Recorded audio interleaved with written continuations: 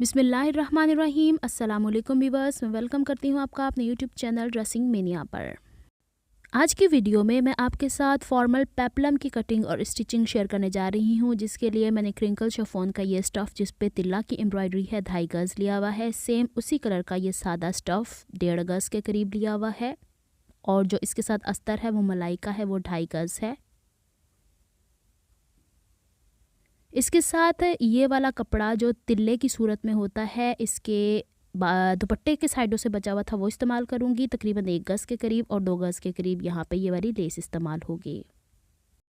अपनी इस वीडियो में मैं साथ साथ कटिंग करूँगी, साथ साथ स्टिचिंग करूँगी। तो यहाँ पे पेप्लम की एक्चुअल लेंथ तैयार होनी है 30 इंचज़, लेकिन हम सबसे पहले इसके अस्तर की तैयारी करने वाले हैं। तो अस्तर यहाँ पे 2 इंच कम लेंथ में तैयार होगा। तो सबसे पहले जो मेरे पास अस्तर का फैब्रिक है, उसको लंबाई के रुख पे जितनी मेरी ऊपर पेटी या बॉडीज़ बननी है, उससे मैंने 2 इंच कपड़ा एक्स्ट्रा ज़्यादा लेना है, क्योंकि ऐसे कपड़ों में कान होती है, वो कान बाद में निकल जाएगी।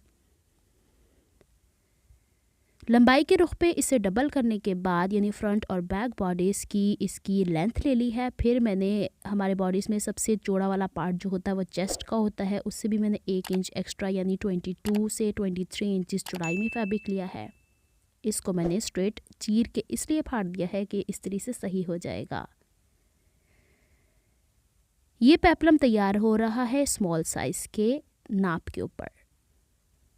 अब सबसे पहले मैं कपड़े को चौड़ाई के रुख पे फ़ोल्ड करूँगी, और आपको नज़र आ जाएगा कि मैंने जो एक्स्ट्रा फैब्रिक रखा था लंबाई में, वो कान की सूरत में ऊपर और नीचे दोनों साइड पे निकला है। चौड़ाई के रुख पे इसे फ़ोल्ड करने के बाद अच्छे से सेंटर से क्रीज लाइन बनानी है और इसे फ़ोल्ड कर लेना है। फिर इसे लंबाई के रुख पे इस तरीके से फ़ोल्ड कर देना है। तो हमारे पास फ्रंट और बैक के बॉडीज़ की लेंथ यहाँ पे मिल जाती है। अब जो 2 ऊपर की तरफ कान वाले हिस्से हैं वो शोल्डर की तरफ निकल जाएंगे। जो बंद है सेंटर वो गले की तरफ, उस तरफ मुझसे दूरी पे है, और जो नीचे की तरफ आपको फैब्रिक नज़र आ रहा है वहाँ से हमारी पेप्लम का नीचे घेर जुड़ेगा। तो सबसे पहले गले की चौड़ाई का मार्क कर लेते हैं हम 3 inch, shoulder 8 inch. Arm hole की डेप्थ यहाँ पे रखूँगी 7.5 इंच। फिर यहाँ पे स्ट्रेट लाइन बना देनी है, और एल शेप जो हम बनाते होते हैं उसके हिसाब से, यानी जो फ्रंट और बैक आर्म होल की शेप के लिए दरकार होता है। शोल्डर स्लोप 1 इंच, गले से शोल्डर स्लोप को तिरछा मिला देंगे। चेस्ट फिटिंग नॉर्मल शर्ट की 9 इंचज़ होती है, लेकिन चूँकि ये अस्तर वाला बन रहा है तो 1/2 इंच का मार्जिन मैंने यहाँ ज़्यादा लिया है। कमर 7.5 इंच है, लेकिन मैंने 8 इंच ली है, क्योंकि जब हम अस्तर वाली ड्रेसेस को बनाते हैं तो हमें फ़िटिंग थोड़ी लूज़ रखना पड़ती है। चेस्ट की फ़िटिंग मार्क को कमर की फ़िटिंग मार्क से मिलाने के बाद बाहर की तरफ 1.5 इंच का मार्जिन लेके वहाँ पे भी स्ट्रेट लाइन ड्रॉ कर देनी है। अब आर्म होल की बारी आती है। आर्म होल की जो डेप्थ हमने रखी थी वो 7.5 इंच थी। अब 7.5 इंच का हाफ़ करने के बाद 1/2 इंच अंदर की तरफ रख के फ्रंट आर्म होल और जो बैक आर्म होल है वो तिरछा एल शेप में 1 इंच अंदर की तरफ लेके गोलाई मार्क कर देनी है। यहाँ पे आपको मैंने करीब से दिखा दिए हैं कि किस तरीके से मैंने मार्क्स लगाए हैं। अब बैक आर्म होल के हिसाब से पहले हम सारी कटिंग करेंगे, फिटिंग की भी और आर्म होल की भी, और ऊपर से शोल्डर स्लोप के भी, और जो ऊपर थोड़ा सा तिरछापन था गले के पास वो निकाल देना है। बॉटम से इस तरीके से कट करके 2 पीसेस में डिवाइड कर लेना है। कमर की फिटिंग बैक के पीस के ऊपर भी ट्रांसफ़र कर लेनी है। अब फ्रंट पीस को सेपरेट करने के बाद इसके आर्म होल की कटिंग कर लेनी है। तो यहाँ पे हमारे पास बॉडीज़ तैयार हो गई है। अब हमारे पास मरहला आता है कि हमने मेन पीस के फैब्रिक को किस तरीके से कट करना है। तो यहाँ पे जो बैक बॉडीज़ है वो तो बिल्कुल प्लेन फैब्रिक से तैयार होगा। तो यहाँ पे मैं आपको दिखा रही थी कि मैंने इसका सीधा हिस्सा ऊपर की तरफ रखा है, यानी अस्तर वाले का, और उसके ऊपर कपड़े को सीधा बिछा लिया है। वो लोग जो बिगिनर्स हैं, जिनको डिफ़िकल्टी होती है इस तरह की ड्रेस स्टिच करते हुए, मैं यहाँ पे सबसे पहले आपको ये बता रही हूँ कि हम लोगों ने जब इसे सीखा था तो इस तरीके से सीखा था। इसके किनारे किनारे पे एग्जैक्ट हमने कटिंग नहीं करनी है, थोड़ा सा एक्स्ट्रा कपड़े का मार्जिन रख के। अब यहाँ पे मैं लिक्विड UHU का इस्तेमाल करूँगी। अब बिल्कुल किनारों किनारों पर ये वो हिस्से जो कि मशीन की सिलाई में नहीं आने, उस पर UHU लगाते चले जाना है, और ये शिफॉन के कपड़े को अस्तर के साथ पेस्ट करते जाना है।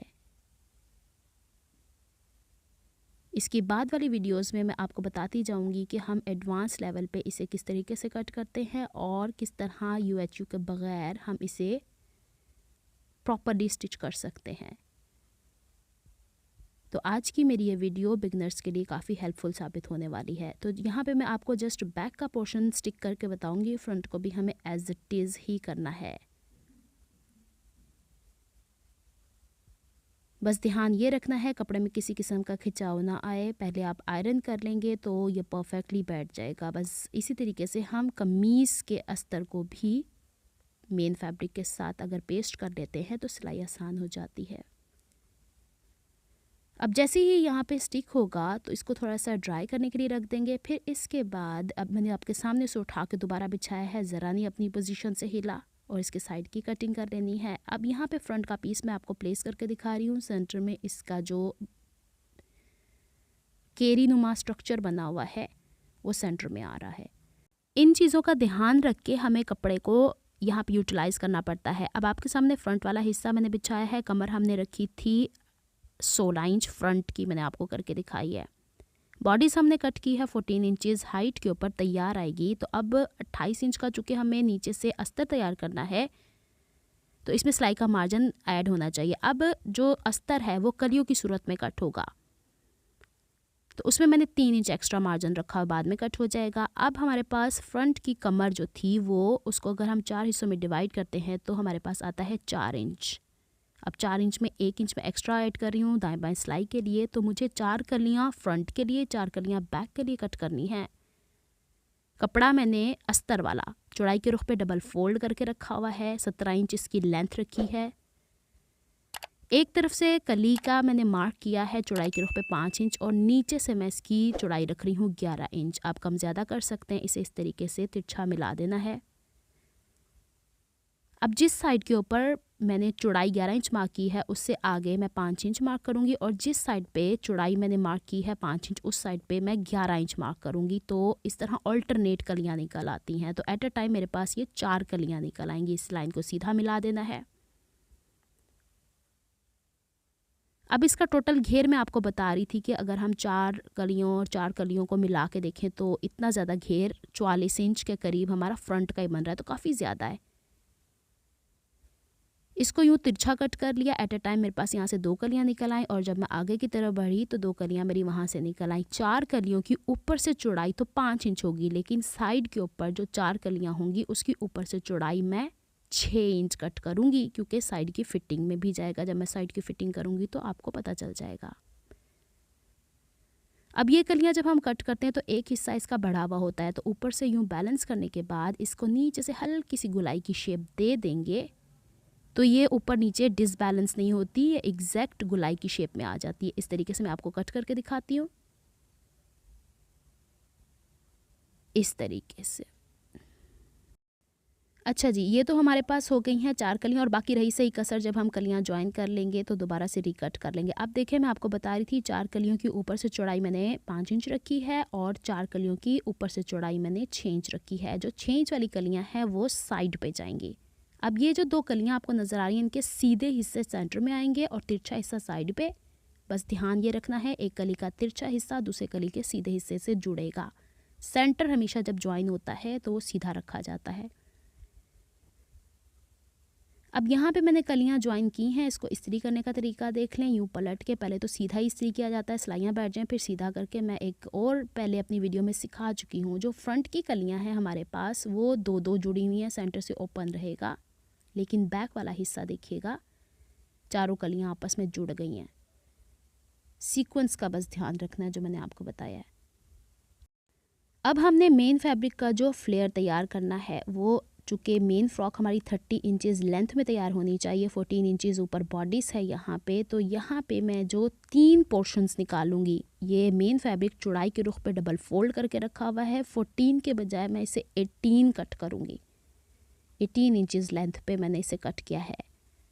1/2 इंच ऊपर सिलाई का मार्जिन जाएगा, 1/2 इंच नीचे की तरफ जाएगा। ये देखिए। अब जो हमारे पास बैक का हिस्सा है, देखें ऊपर बैक बॉडीज़ है, नीचे जो कलियां 4 जुड़ी हुई हैं नीचे की तरफ जुड़ेंगी। इसके ऊपर जो ये फैब्रिक मेन वाला है, ये एक फैब्रिक बैक की तरफ आएगा। ध्यान ये रखना है कि राइट और लेफ़्ट के ऊपर 1.5 इंच जो हम लोग का सिलाई का मार्जिन जाने वाला है, उसके ऊपर हमने कोई प्लीट नहीं देनी है। सेंटर से सेंटर मैच कर लेना है और 3 प्लीट्स इसके राइट पे आएंगी, 3 प्लीट्स इसके लेफ़्ट पे आएंगी। मैं आपको यहीं पे ही बता रही हूँ कि 1.5 इंच हमें सीधा रखना है ताकि सिलाई करते हुए सीधा कपड़ा रहे। ऊपर मैंने एक सिलाई लगा दी है। इक्वल गैप के ऊपर कोशिश करें प्लीट्स आए। अब बाकी के 2 हिस्से हैं, बाकी के 2 हिस्से फ्रंट के 2 पैनल्स बनेंगे, यानी फ्रंट पे मैंने गैदर्स ज़्यादा दी हैं। इसके साइड पे जो एक्स्ट्रा कपड़ा होता है ना, जिसके ऊपर कढ़ाई नहीं होती, तो मैं उसको निकाल दिया करती हूँ। इसको चौड़ाई के रुख पे फोल्ड करके इसकी बनानी है हमें सेंटर। इसके ऊपर ये बिंदिया टाइप का स्ट्रक्चर बना हुआ था, मेरे लिए प्लीट्स डालना बहुत आसान हो गया। अब प्लीट्स के ऊपर मैं स्टीम आयरन कर रही हूँ। जो मैंने सेंटर मेंटेन किया हुआ है उसके ऊपर साइड से ये बिंदिया नुमा स्ट्रक्चर के बीच में जितना गैप आ रहा था, या तो आप के पास अगर दूसरे टाइप का कोई फैब्रिक है तो जितनी मेरी ऊपर से अस्तर वाले शमीज़ वाला जो कपड़ा है उसकी चौड़ाई है ना कलियों की, उस हिसाब से, लेकिन साइड पे 1.5 इंच का मार्जिन फिटिंग के हिसाब से रहना चाहिए। इसी तरीके से दूसरी तरफ से प्लीट्स उठा के उसकी अपोजिट समझें आप। एक तरीके की ये बॉक्स प्लीट्स तैयार हो रही है, लेकिन एक प्लीट दूसरी प्लीट के ऊपर चढ़ नहीं रही है, अब जस्ट हाफ इंच का गैप दे रही हूँ मैं, ये देखिए आपके सामने। अब इसको बैलेंस करके नीचे से मैंने कट कर दिया है, इसके हिसाब से ये होना चाहिए। ये देखिए, अब जो इसके ये वाला हिस्सा बड़ा छोटा होता है, जो कि शिफॉन टाइप का कपड़ा है, तो बड़ा भी हो सकता है, छोटा भी हो सकता है, तो इसको बैलेंस कर लेना है इस तरीके से। फिर इन प्लीट्स को UHU की मदद से आपस में इस तरीके से जो ऊपर वाला हिस्सा है उसको ज्वाइन कर लेना है, ताकि इसे अस्तर के साथ स्ट्रेट सिलाई में स्टिच करना आसान हो जाए। छोटी छोटी टिप्स मैं आपको साथ साथ बता रही हूँ ताकि आपके काम करने में आसानी हो जाए। अब इसे इस तरीके से अस्तर के सीधे फैब्रिक के ऊपर रखेंगे और सीधी सिलाई लगा देंगे। एक दफ़ा ये प्लीट्स सिक्योर हो गई तो हमें स्टिच करना बहुत आसान हो जाएगा। आज की वीडियो लेंथी ज़रूर है, लेकिन इसमें आपको बहुत कुछ सीखने को मिलेगा। इसकी लुक कुछ इस तरीके से आने वाली, और दूसरा पैनल भी हम ऐसे रेडी कर लेंगे। अच्छा जी, अब यहाँ पे हमने गले की लंबाई और चौड़ाई के हिसाब से ये तकरीबन 8 इंच चौड़ा गला बनना है, तो 4 इंच चौड़ाई पे और 4 इंच गहराई के ऊपर निशान लगाया हुआ है। आपने जिस हिसाब से गला बनाना उस हिसाब से बुकरम ले लीजिएगा। और यहाँ पे मैंने थोड़ा सा बोट शेप ही बनाया, लेकिन मैंने 4 इंच गहराई ली तो है, लेकिन मुझे लग रहा है मैंने 3.5 इंच गहराई रखी है। अब जो शेप है गले की, उसके बाहर 1 इंच का मार्जिन लेने के बाद इसको भी वैसे ही शेप ड्रॉ कर देनी है और इसकी कटिंग कर लेनी है।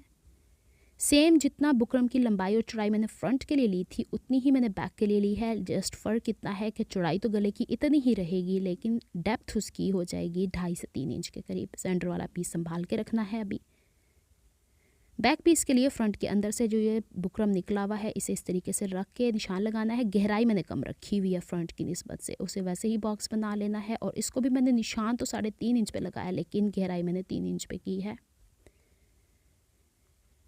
इसके भी बाहर 1 इंच का मार्जिन ले लेना है। इसको भी shape as it is draw कर लेनी है, इसकी भी कटिंग कर लेनी है। अब जो ये 2 पीसीज रेडी हुए हैं नेकलाइन के फ्रंट और बैक, और इसके सेंटर पीसीस को एक्स्ट्रा कपड़े के ऊपर इसे पेस्ट कर लेना है। और इसके बाहर 1.25 इंच का मार्जिन छोड़ने के बाद एक्स्ट्रा कपड़े का उसे बैक की तरफ फोल्ड करके हाफ बूट के गैप से इस पर सिलाई लगा लेनी है। फ्रंट और बैक नेक लाइन को इसी तरीके से करेंगे आपके सामने। और ये जो एक्स्ट्रा मार्जिन है ना, मैंने कट कर लिया, सेंटर से फोल्ड करके इसका सेंटर मार्क कर लेना है और बॉडीज़ का भी सेंटर मार्क कर लेना है। फ्रंट और बैक के बॉडीज़ के ऊपर मैंने सीधी साइड पे आपको दोनों नेकलाइन प्लेस करके दिखा दिए हैं। शोल्डर का हिसाब रखने के बाद इस पर सिलाई लगा देनी है। जिस तरीके से मैं फ्रंट नेकलाइन बना रही हूँ एज इट इज़ वैसे ही बैक नेकलाइन होगा। सिलाई के साथ साथ मैंने कपड़ा कट कर दिया है, क्योंकि अस्तर वाला ड्रेस है, तो जहाँ पे अगर हम एक्स्ट्रा मार्जिन कट नहीं करेंगे तो वहाँ पे जब इस्त्री करते हैं तो शाइन रहती है। हाफ इंच का मार्जिन छोड़ने के बाद हमने कटिंग कर ली और छोटे छोटे कट्स लगा के ये सिलाई का मार्जिन बुकरम की तरफ करके इस पर लब की सिलाई लगानी है। बुकरम के ऊपर फिर से बैक पे फोल्ड करना है। फ्रंट का नेकलाइन तुरपाई कर लेंगे, बैक को तुरपाई नहीं करनी। अब यहाँ पे 3.5 इंच के करीब मैंने गोल्डन कपड़ा लिया हुआ है और इसकी मैंने हाफ इंच मार्जिन फोल्ड कर दिया है। और जो फ्रंट से ओपन आएगा ना, उसके ऊपर हम लोगों ने करना है जिसे हम कहते हैं पलटा लगाना। और फ्रंट के जो ये नीचे जो अस्तर का कपड़ा है ना, उसको मैंने कर लिया हुआ है हेम, यानी जितना 1/2 इंच का मार्जिन फ़ोल्ड करना होता है वो फ़ोल्ड कर लिया है। अब पलटे को पलटने का तरीका देख लें, क्योंकि दामन पे भी एज़ इट इज़ ही पलटा लगेगा। वैसे मैंने दुपट्टे पे भी सेम यही चीज़ सिखाई हुई है। जहाँ तक सिलाई का मार्जिन है वहाँ तक इस कपड़े को फ़ोल्ड करना है। इसके बीच में ये जो डबल साइडेड टेप है, मैं बारहा बता चुकी हूँ कि शॉर्ट वीडियो के अंदर डिस्क्रिप्शन बॉक्स में, इस वीडियो में नहीं, शॉर्ट वीडियो के डिस्क्रिप्शन में मैंने लिंक दिया हुआ है, वहाँ पे आप चेक कर लीजिएगा। मेरे चैनल पे वो वीडियो मौजूद है। और इसे एक दफ़ा और यूँ फोल्ड कर देंगे। और अभी हमने इसे बैक पे तुरपाई नहीं करनी, क्योंकि अभी हमने लेस लगानी है। दूसरी साइड पे भी हम ऐसे ही इसकी ओपनिंग बना लेंगे। गला फ्रंट का हम लोगों ने तुरपाई कर लिया हुआ था। अब ये जो नीचे वाले घेर हैं इसे हमने बॉडीज़ के साथ स्टिच करना है, और बैक वाले के गले को हमने तुरपाई नहीं की हुई और उसको भी हमने बैक के बॉडीज़ के साथ अटैच कर लेना है। ओवरलॉक कर लिया, मार्जिन सारा बॉडीज़ की तरफ किया। अब ये लेस है, मैंने गरारे पे भी आपको इस तरह की लेस ज्वाइन करना बताई हुई है। इसको इस तरीके से रख के फ्रंट ओपन की तरफ जाएगा, दूसरी तरफ वाला हिस्सा दूसरी तरफ इस तरीके से रखेंगे। यहाँ पे मैंने एक और तजुर्बा करके देखा है। ये जो बिल्कुल डबल साइडेड टेप है इसको मैं कहीं भी नहीं छोड़ने वाली। इसको मैंने इस तरीके से नीचे रखा और इसके ऊपर लेस को रखने के बाद एक्स्ट्रा जो मलमल का कपड़ा होता है, दुपट्टे होते हैं हमारे, उसको इसके ऊपर रख के मैंने स्टीम आयरन किया है। क्योंकि अगर मैं इसको UHU से चिपकाती तो बहुत हार्ड हो जाता। तो मेरा मकसद ये था कि शायद इसी से काम पूरा हो जाएगा, लेकिन फिर भी मुझे इसे बखिए से जोड़ना ही पड़ा है। तो ये एक और तरीका है। अगर आपको लगता है आप एक्यूरेट काम कर सकते हैं तो ये करें, नहीं तो सुई धागे से आप इसे ज्वाइन करें। यहाँ पे लेस को मैंने इसके साथ ज्वाइन कर लिया था और बाद में मैंने श्योरली इसको सुई धागे से पक्का किया है। मैं बस आपसे शेयर कर रही थी कि मैंने इसके ऊपर एक नया तजुर्बा करके देखा है। अच्छा, इसके बैक के ऊपर हमने अभी पलटा जो लगा हुआ था फ्रंट ओपन की तरफ, उसको तुरपाई नहीं किया था। मैंने दोनों साइड पे इसको स्टिच कर लिया है। इसको स्टेबिलिटी देने के लिए मैंने बुकरम लगाया था, ठीक है। अब बैक से मैंने तुरपाई पलटे को कर लिया था, क्योंकि एक जो मेन सिलाई आ रही थी मैंने सुई धागे से काम किया है, ठीक है। अब यहाँ पे फ्रंट और बैक के नेक लाइन यानी शोल्डर्स को स्टिच करना है। तो नेक लाइन बैक के वाले हिस्से को इस तरह पकड़ेंगे और बैक का नेक लाइन यूँ पलट के ऊपर की तरफ आएगा। मैं अपनी प्रीवियस वीडियोस में भी आपको दिखा चुकी हूँ, लेकिन फिर भी आपको ये चीज़ मैं दोबारा से रिपीट कर देती हूँ। ये नेक लाइन इस तरह पलट के फ्रंट की तरफ आएगा और शोल्डर की सिलाई करेंगे। दूसरी तरफ भी हमने ऐसे ही कर लेना है। एक तरीके से नेक फ्रंट की तरफ आ गया, इसे आयरन कर लें ताकि सिलाइयाँ बैठ जाएं। और जब हम इसे ओवरलॉक भी कर लिया है और इस तरीके से पलटेंगे तो गले को पीछे ले जाके तुरपाई कर देंगे। फिनिशिंग से हमारा गला भी तैयार हो चुका है। अब बारी आती है साइड की फ़िटिंग की। तो साइड की फ़िटिंग का निशान ये था। अब नीचे जो हमारे पास साइड की फ़िटिंग का निशान है पहले हम उसे मार्क कर लेते हैं। और जहाँ पे कमर है हमारी, जहाँ से बॉडीज़ नीचे वाले हिस्से से मिली है, उससे नीचे की तरफ मैं 2.5 इंच ले लेती हूँ। यहाँ पे नीचे वाला फ्लेयर अलग सिलेगा 2.5 इंच के बाद, ऊपर वाला अलग। सबसे पहले हम लोगों ने फ़िटिंग करते हुए जाना है और कमर की जो सिलाई है नीचे से फ्लेयर के साथ वो फ्रंट और बैक के आपस में मिलनी चाहिए। और जो मेन फैब्रिक है ना, जहाँ पे 2.5 इंच का मार्क लगाया है वहाँ तक दोनों पीसेस फ्रंट और बैक के मेन फैब्रिक कट होगा। ज़्यादा कटिंग नहीं करनी, अस्तर वाले कपड़े को कट नहीं करना, मेन फैब्रिक को कट करना है। अब इसकी सिलाई का तरीका देख लीजिए। इस तरीके से जो फिटिंग की सिलाई हमने लगाई है लगाते आएंगे। यहाँ से सिलाई का मार्जिन ऊपर की तरफ रहेगा बॉडीज़ का, और 2.5 इंच तक तो चारों पीस इकट्ठे सिलेंगे, लेकिन जहाँ पे 2.5 इंच है वहाँ पे ये मेन फैब्रिक अंदर की तरफ दब जाएगा और अस्तर सीते हुए हम नीचे की तरफ ले जाएंगे। एक चीज़ का ध्यान रखिए कि हम लोगों ने बैक वाले अस्तर को अभी नहीं हेम किया हुआ। अब जो अंदर ये सारा निकल गया था इसको यूं ही उल्टा पकड़ लेंगे और यही नीडल अंदर की तरफ रख के पक्का करने के बाद बखिए को और हम इसको सिलाई का मार्जिन सीधा सीधा ले जाके स्टिच कर देंगे। ये देखिए साइड की हो गई है हमारी हेमिंग और मैंने ओवरलॉक भी कर दिया है। अब मैंने आपसे कहा था बैक वाला हिस्सा हमने नहीं बैक की तरफ फोल्ड किया हुआ, तो अब इसको इस तरीके से ऊपर ला के हम इसके ऊपर सिलाई लगा देंगे। बॉटम के ऊपर वैसे ही हम लोगों ने पलटा लगाना है जैसे हमने फ्रंट ओपनिंग में लगाया था। अब बारी आती है बाजू की। बाजू की लेंथ यहाँ से 21 इंच है, लेकिन ऊपर शोल्डर की तरफ मैंने 14 इंचेस ज़्यादा फैब्रिक लिया है, क्योंकि मुझे पफ वाली और कफ वाली स्लीव्स बनानी है।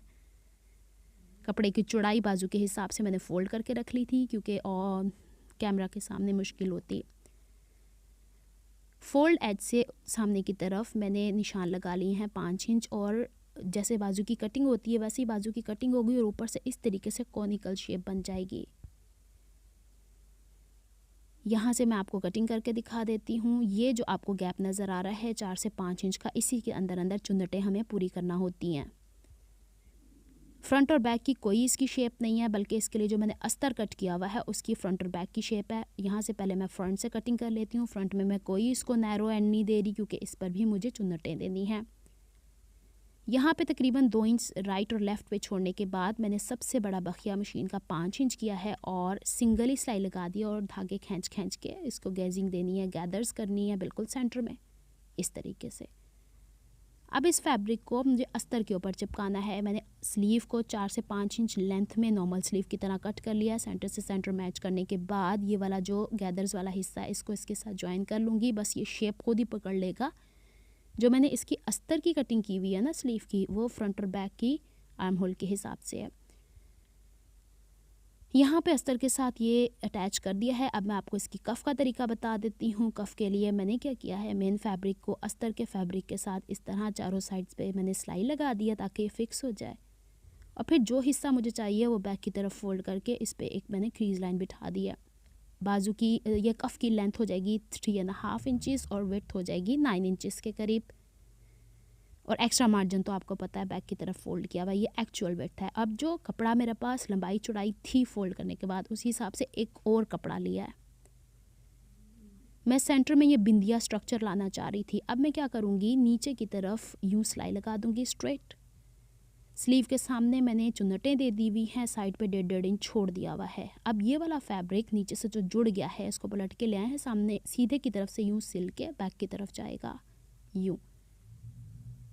ये हो गई है हमारी इस तरीके से। अब मैंने क्या किया, सिलाई का सारा मार्जिन कफ़ के अंदर देना है और इसको अच्छे से प्रेस कर लेना है। और जो बैक वाला फैब्रिक है इसको यूँ पलट के जो एक्स्ट्रा मार्जिन है सिलाई के साथ साथ फोल्ड करके प्रेस कर लेना है। यहाँ पे जितनी मेरी आर्म होल की चौड़ाई थी उसके हिसाब से मैंने निशान लगा लिया है। कफ़ के सामने मैंने चौड़ाई का निशान 4.5 इंच लगाया है और कफ़ का बिल्कुल स्ट्रेट ये सारा 4.5 इंच का सिलाई लगा के ओवरलॉक कर लिया हुआ है। अब इसने यूँ पलट के ऊपर की तरफ जाना है और जो मेरा सिलाई का मार्जिन है उसके साथ साथ तुरपाई कर देना है। इस तरह की कफ़ मैं आपको पहले बनाना सिखा चुकी हूँ, बस यहाँ पे हर चीज़ रिपीट हो रही है। इसको मैं तुरपाई करके और शर्ट के साथ आपको इसे अटैच करके कंप्लीट लुक पेप्लम की दिखा देती हूँ। आई थिंक मेरे ड्रेसेस में से ये वाहिद शर्ट है जो पूरी की पूरी कैमरा के अंदर आ गई, क्योंकि इसकी लेंथ काफ़ी छोटी है।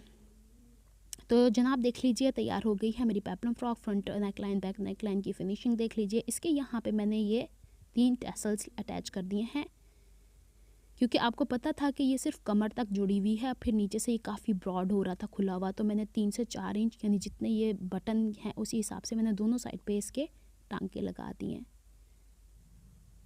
फ्रंट से इसकी कुछ लुक इस तरीके से आ रही है। मैं आपको अलट पलट के भी दिखा रही हूँ। देखिए यहाँ पे हम लोगों ने पलटा लगाया हुआ था और बॉटम पे भी पलटा। अगर आप चाहें तो इसको इस हिसाब से प्रेस कर सकते हैं, लेकिन मैंने इसे खुला रहने दिया, ज़रा इसका फ्लेयरी लुक अच्छा आ रहा है। और बैक के ऊपर मैंने ये सारा तुरपाई किया हुआ है। मशीन मैंने नहीं चलाई, कपड़ा काफ़ी सॉफ्ट सा था तो मशीन चलाने से इसमें डैमेज हो सकता था। फ्रंट से इसकी लुक कुछ इस तरीके से है और बैक से आपको पता है कि मैंने 3 प्लेट्स राइट और 3 प्लेट्स लेफ्ट पे। और बैक के ऊपर चूँकि बच्चियाँ बाल खोलती हैं या फैशन से उनके कोई भी हेयर स्टाइल बने हुए होते हैं, तो यहाँ से वो डिस्टर्ब ना हो, स्लीव्स में इचिंग ना होता है बच्चियों के साथ, तो मैंने इसके अंदर बुकरम भी नहीं लगाया हुआ। और स्लीव भी मैंने सादी इसीलिए रखी हुई हैं और नीचे मैंने अस्तर भी इसीलिए लगाया हुआ है। मैंने हर चीज़ की कंफर्ट का ध्यान रखा हुआ है बच्चियों के हिसाब से, ताकि वो उन्हें पहन सकें और फैशन कंप्लीट कर सकें। बाजू की लेंथ ज़्यादा है, ये बबल स्लीव में आएगी, हालांकि मेरी फिटिंग की नहीं थी, फिर मैंने आपको पहन के दिखाई है। इस तरीके से इसकी लुक आने वाली है। ये थोड़ी सी ढलकी ढलकी सी अच्छी लगती हैं। इसके साथ का गरारा और दुपट्टा ऑलरेडी मैं आपको सिखा चुकी हूँ, उनके लिंक्स मैं डिस्क्रिप्शन बॉक्स में दे दूँगी, आप ज़रूर देखिएगा। और जब कभी मुझे फ़ुर्सत मिली तो मैं आपको 3 पीस ड्रेस को एक साथ पाइल अप करके भी दिखा दूँगी, ताकि आपको अंदाज़ा हो जाए कि पूरे ड्रेस की लुक क्या आ रही है। तो जनाब ये है मेरी एफ़र्ट्स। अगर आपको मेरी एफ़र्ट्स पसंद आती हैं तो please like my videos, subscribe to my channel, hit on the bell notification for more updates. Videos मेरी लंबी हो जाती हैं मेरा मकसद आपको डिटेल के साथ सिखाना होता है। यहाँ पे मैं आपको कंप्लीट लुक एक दफ़ा से फिर से दिखा देती हूँ। फ्रंट की तरफ से, बैक से मैं नहीं दिखा पाई हूँ। तो इस तरह हम फैंसी ड्रेसेस को, फैंसी फैब्रिक को इस्तेमाल में ला सकते हैं। मिलती हूँ किसी नेक्स्ट वीडियो में किसी नए प्रोजेक्ट के साथ। तब तक के लिए दुआ में याद रखिएगा, अपना बहुत सारा ख्याल रखिएगा। अल्लाह हाफ़िज़।